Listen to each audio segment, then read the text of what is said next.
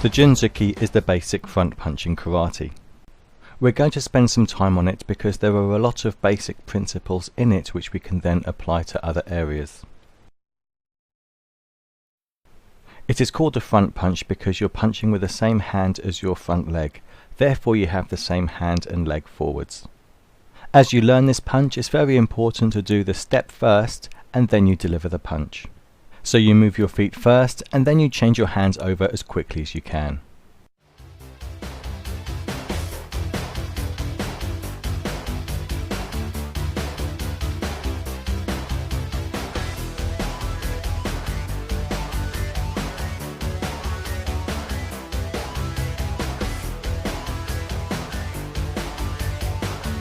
As you step forwards, make sure that you keep your punching arm out where it is, because this acts as your guard as you move forwards. As a beginner, if you try to punch and step simultaneously, it's likely you'll deliver a slower punch which will be a lot less powerful. However, as you go up the grades through brown belt up to black belt, you'll want to complete the punch as you stamp your front foot downwards. To do this, your backhand needs to leave your hip to start the punch halfway through the pace, not as you start to step. We'll take some time to look at John's stance now because his feet are just as important as his hands. John is in front stance or Zenko Sadachi stance, and this means that his front toes are facing forwards, his front knee is bent, the knee is hovering above the middle of his front foot as well, his rear leg is straight and his back toes are facing 45 degrees towards the corner of the room. John's feet are going forwards as if they're on train tracks. This means they go forwards in a straight line. They don't curve in or curve out as he steps. Additionally, John's height remains constant. He doesn't rise up as he steps forwards. When he turns, the first thing he does is turn his head so that he can see the attacker behind him. Notice also that John's shoulders are above his hips the whole time. This means that he is square onto his attacker in that both shoulders are an equal distance away from his attacker. There is a tendency amongst beginners to lean forwards and try and reach forwards with their punch, but this only serves to destabilize their stance and weaken the punch. All the punches are aimed at the solar plexus. This is the soft spot just below the breastbone where your ribs meet at the front.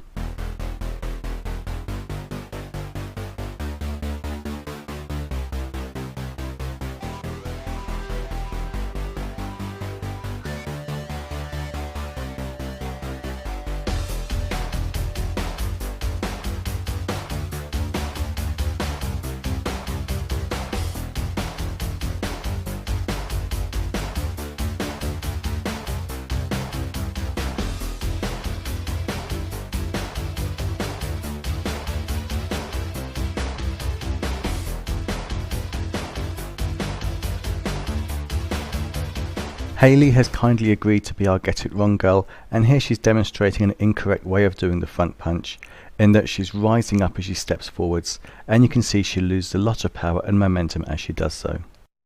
This also demonstrates the importance of pulling forwards with your front thigh and not pushing back with your back heel when you step forwards.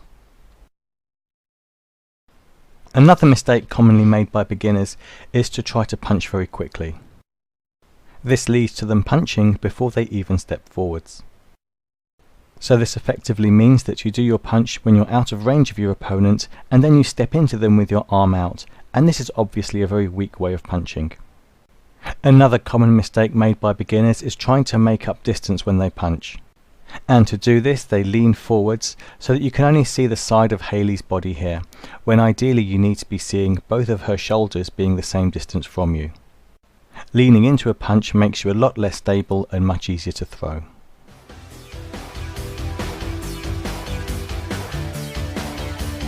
The Yakuzuki is the strongest punch. It is called the reverse punch because your punching hand is on the opposite side of your body to the leg which you have forwards. Unlike the front punch, which relies on your momentum and the speed of your hand, the reverse punch relies on the twist of your hips for its power. Like the front punch, your primary target here is the solar plexus, the soft area just below the breastbone. The Yakuzuki punch relies on the twist of your hips, and therefore the weight of your whole body goes behind it. To learn it correctly, you need to break it down into a number of individual steps before you can put it all together. Firstly, you open your front foot out. Then, keeping the same height, you bring your knees, heels and toes together, all of them facing the corner at 45 degrees. As your knees are now together, you need to make sure they're bent more than normal to stop you rising up. From here, you push your front foot out 45 degrees into horse riding stance, where you have equal weight on both legs. Notice that your knees are pushed out so your knees are above the middle of your feet. Your feet should still be parallel now. And this is where we put the power into it. As you straighten your back leg, you deliver the punch at exactly the same time. This is called putting your hips behind the punch. Pushing your left hip forwards like this will force your back foot to twist and your toes will face forwards. So unlike the Junzuki front punch where you step forward as if your feet are on rails, with the Yakuzuki your feet come and meet in the middle and they move forward in a crescent motion.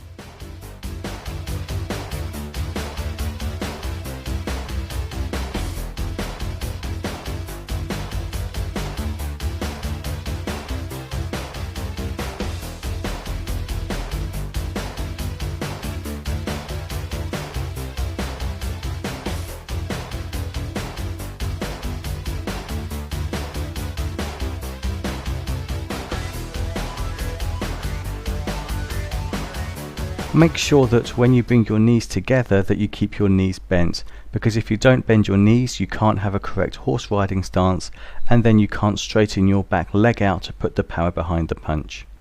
So Hayley is demonstrating what it looks like when you don't bend your knees and therefore have a very weak punch.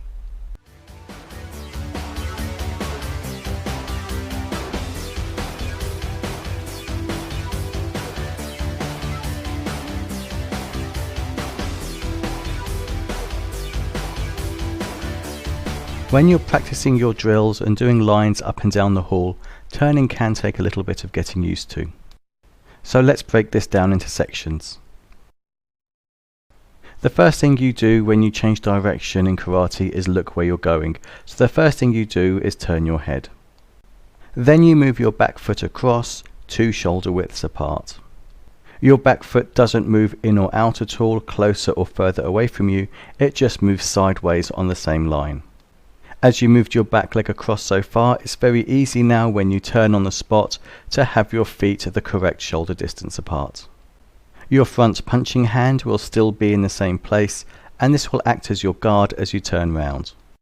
Your guard arm will remain there until you've completed your turn and you are in the front stance and now you can complete your block, in this case a Jodonuki head block.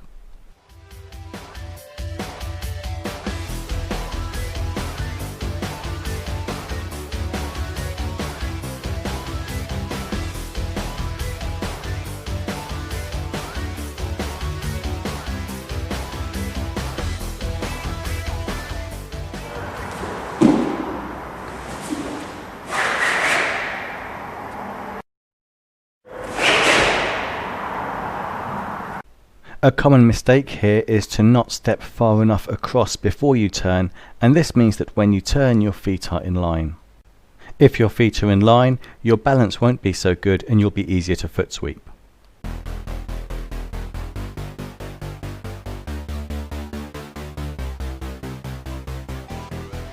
Now we see what a turn when you start off with a reverse punch, not a front punch. Your feet move in exactly the same way, but this time you will have the different arm out and you'll have a front punch out, and it is this front hand which you will then use for your block. in this case a Gidambarai lower level block.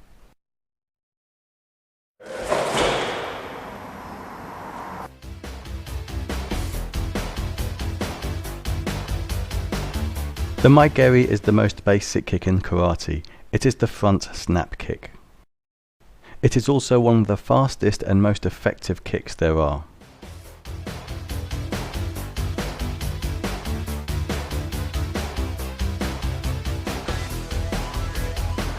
Let's break it down now so you can see every constituent part.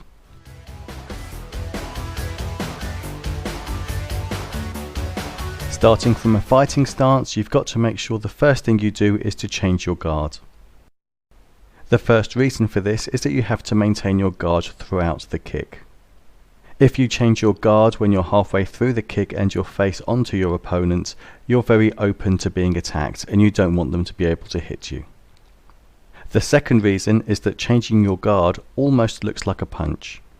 If your opponent is fooled into thinking that your guard change is a punch, it will force them to move backwards and that will put them into perfect position to receive the kick you're about to deliver. The third reason is that this movement effectively winds up the top half of your body, so when you deliver the kick, all you need to do is let the bottom half of your body catch up with the top half. The second thing you do is open your front foot out. This will allow you more freedom of movement during the kick. From there you lift your knee up high and you need to make sure that your foot is prepared to kick, and so make sure that your foot has got the toes pulled back. With this kick you almost always strike with the ball of your foot. If you do strike with the front of your foot, it will be towards the groin area. From there you straighten your leg out and quickly yank it back into the position it was in to begin with. The reason you bring your leg back to the initial preparatory position is just in case you want to throw two kicks off your front leg one after the other. From there you place your front foot gently onto the floor. You don't plonk it down and you don't fall over forwards, because if you do place your weight on your front foot, it will be an open invitation for your opponent to foot sweep you if they have blocked your kick.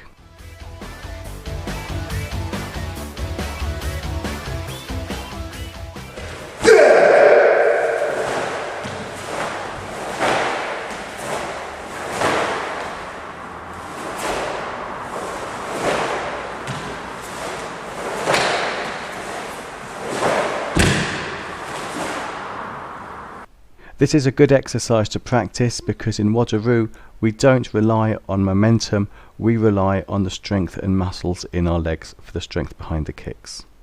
When you practice this kick, see just how slowly you can go before you put the speed in.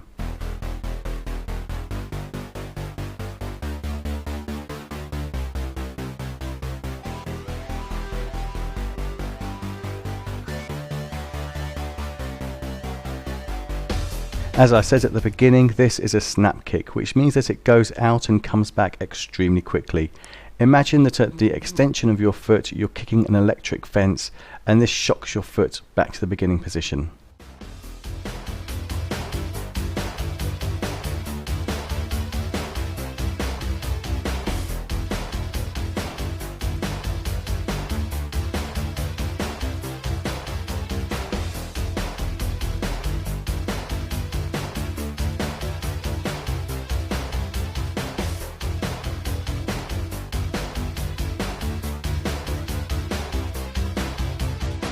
Here Hayley is demonstrating two of the most common mistakes. Firstly, she's not changing her guard before the kick, she's changing her guard during the kick. This exposes her to being punched halfway through the kick. She is also landing with all her weight on her front leg. This leaves her susceptible to a foot sweep upon landing.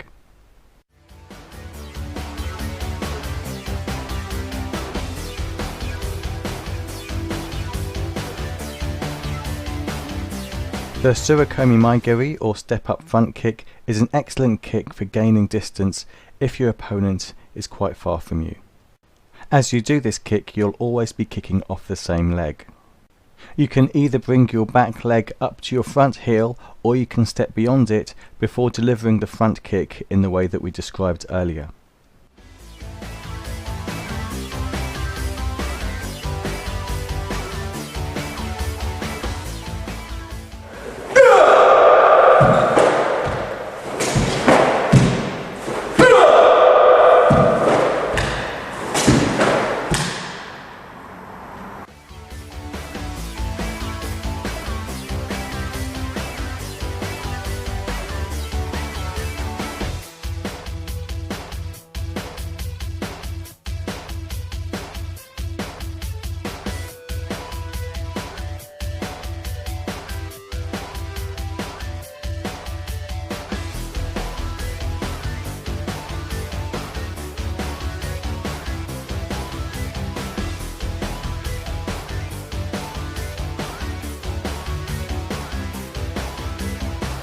The Maigeri Tomokomizuki Yakizuki is a technique you'll have to do in every grading. It can feel like an odd technique because it goes against a lot of the principles that we've been taught, so let's break it down into stages so you can get it right. Unlike the simple Maigeri, you don't need to open your front foot out before you make your move. You then throw a front kick, but you do not change your guard, your hands stay exactly where they are. When you land with your feet in a line, not shoulder width apart. Your backhand comes forward as a lunge punch, and instead of being square onto your opponent, you have a forward Notsukomi lean, so there should be a straight line from the top of your head down to the bottom of your back foot. As you land in a forward stance, most of your weight is on your front leg, which is something you don't normally do when you kick. From here, John thrusts his left hip forwards to put himself into a reverse stance. Pushing his hip forwards will force his front foot outwards, and this will place his feet shoulder width apart. And you finish the technique off by moving back to fighting stance. You yank your punching hand back quickly, as if someone has grabbed it and you're trying to escape the grab.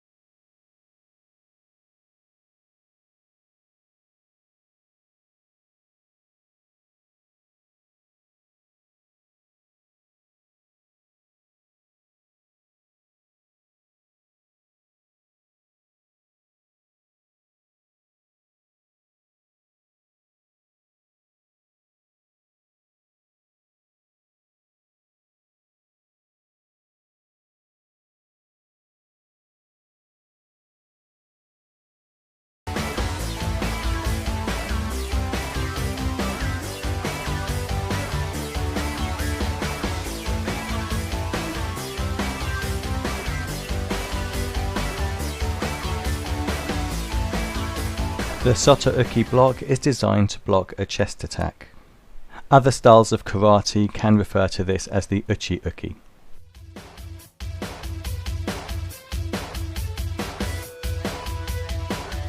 Before we go into how to perform the block, John here is demonstrating how it works, moving both forwards and backwards against an attacker. This block and counter combination can be broken down into stages. The first thing you do is open your front foot out as you step forwards. Your punching arm collapses into your opposite hip as you step forwards. And from there you have the motion of drawing a knife out of your belt. Remember, this isn't a huge motion because the object of the block is only to stop the punch from hitting you. So when you complete the block, your hand or your fist is only as high as your shoulder and is only as far out as the side of your body, and this means that your fist, your elbow and your shoulder should all be on the same line. Remember, you are in a Zenkutsudachi front stance, and this means that your back leg is straight for the block. When you complete this block, you engage your reverse hip to apply the reverse punch. Remember that with the reverse punch, your shoulders are always above your hips. Your feet also go forwards as if for this block, because it is a forward Zenkutsudachi stance. As John does this technique away from us, we shouldn't be able to see his hands at all, and this means he isn't blocking too high or too wide.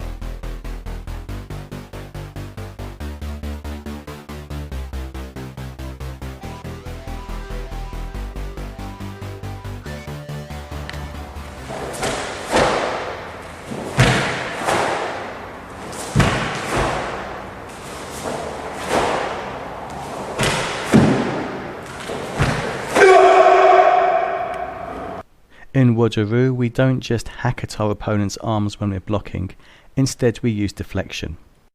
We do this by twisting the wrist just as we make impact with our opponent, and this means that the whole thing is a lot less painful and a lot more powerful.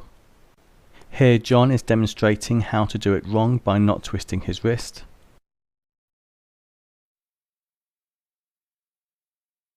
And this is how you do it correctly, by making sure that your wrist twists at the last instant.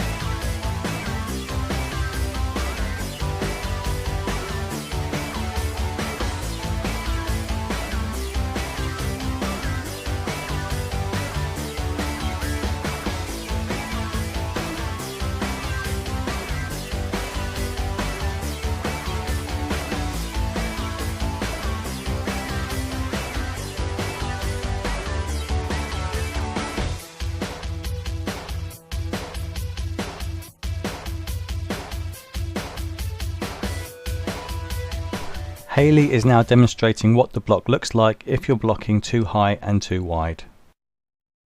The danger of blocking too wide is that even though it'll definitely knock your opponent's hands out the way, if they were to throw a punch off their second hand, you've got it that much further to push back across your body to block that as well. Here Hayley is demonstrating a very common error with any block and punch combination. As she knows she's going to transition into a reverse stance, she wants to set up a very strong reverse punch. To do this though, she bends her back knee when she does her block. This does lead to a stronger reverse punch, however it does take away a lot of strength from the actual block. This is why she must be in a front Zenkutsu stance when she does the block, with a straight back leg to make the block as strong as possible. A third common error is not putting your hips into the punch. And by this I mean there needs to be a clear transition between the blocking stance, the Zenkutsu, and the reverse punch stance, the Yakuzuki. So if you look at Hayley's belt knot, between when she transitions from the block to the punch, you'll see the knot hardly moves at all. If she was moving correctly, you would see her belt knot face towards the corner during the Yakuzuki, and also her feet position would change, with her back foot facing forwards and her front foot facing slightly inwards.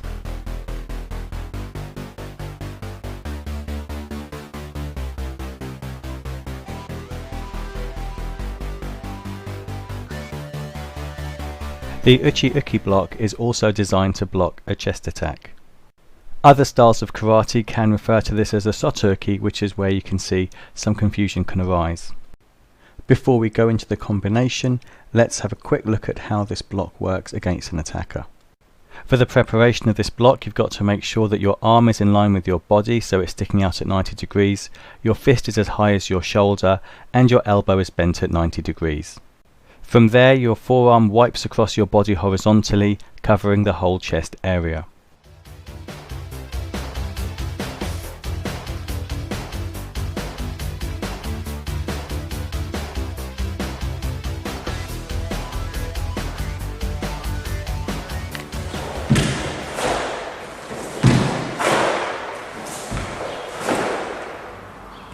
Again, John starts off showing us how to do this block wrong as a hack, and now he's showing us how to do it correctly by twisting the wrist at the point of impact. And again against an attacker, hacking, and then doing it correctly.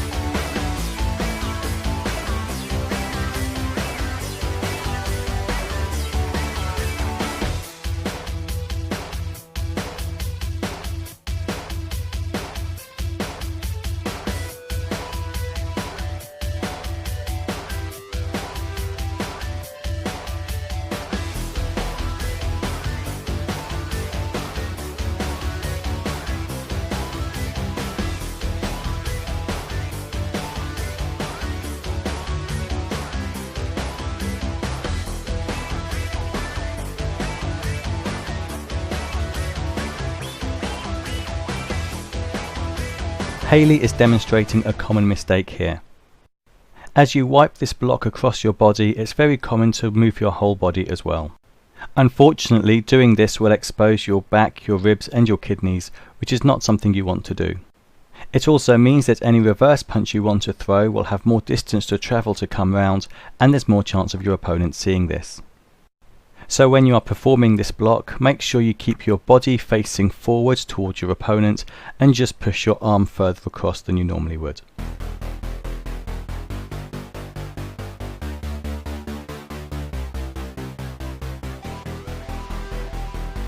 The gi dan brai is a lower level block designed to block either a front kick or a low punch.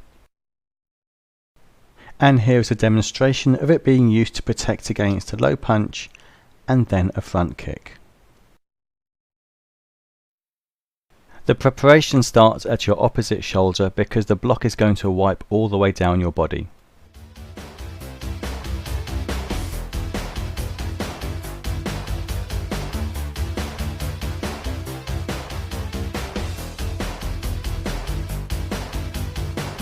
If John starts with his knuckles against his chest, he will do the incorrect hacking motion. However, if he starts with his knuckles facing upwards, he would then be able to perform the block correctly because he would have to twist his wrist at the end. And now with an attacker, you will see that if he just hacks his wrist downwards, it does work, but it is also painful. Now he twists his wrist on impact as he should, and the block is a lot less painful, and he can do a lot more of them, which means that he can fight for longer.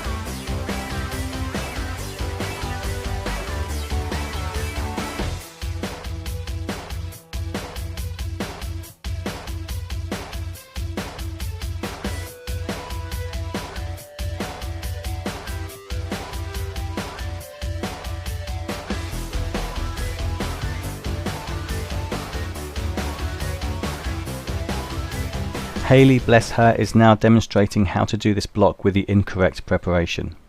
Instead of starting the preparation at her shoulder, she's starting at her hip, and you can see of course that she's not going to block very much with that.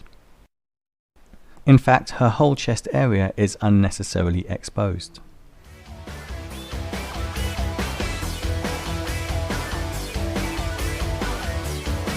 The fourth basic block is the jodanuki or head block. In this technique we're following it up with 2 punches because nihonzuki means 2 punches. But before we add the punches, here's a demonstration of what a head block looks like.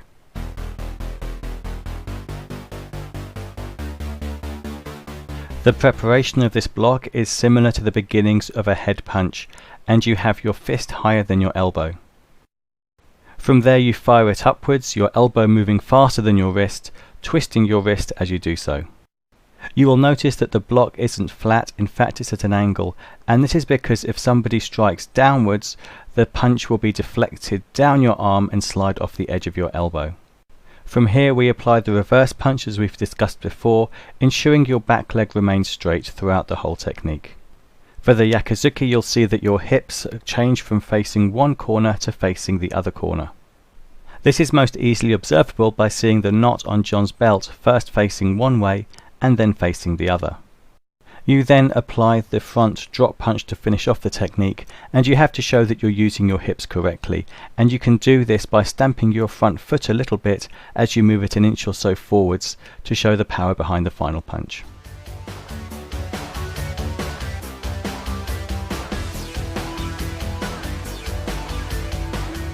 As we now know, you need to make sure that you twist your wrist when you complete the block for maximum effectiveness.